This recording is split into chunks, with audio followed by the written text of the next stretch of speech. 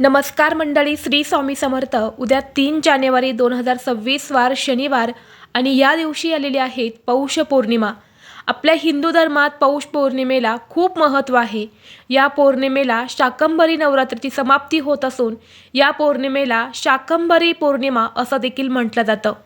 या दिवशी व्रत करून माता लक्ष्मी आणि भगवान विष्णूंची पूजा केल्याने माता लक्ष्मीचा आशीर्वाद हा प्राप्त होतो आणि आयुष्यातील सर्व प्रकारचे सुख हे मिळत असतात। तसेच व्यक्तीला सर्व प्रकारच्या त्रासातून मुक्ती मिळते। धार्मिक दृष्टीने हा दिवस महत्त्वाचा असून या दिवशी काही प्रभावी उपाय सुद्धा केले जातात। आपल्याला उद्या पौष पौर्णिमेला तुळशीजवळ ही एक वस्तू ठेवायची आहे। ही वस्तू तुळशीजवळ ठेवल्याने घरातील गरिबी, साडेसाती, मुलांच्या समस्या दूर होऊन वर्षभर पैसा कमी पडणार नाहीत, कुटुंबाची भरभरून प्रगती होईल।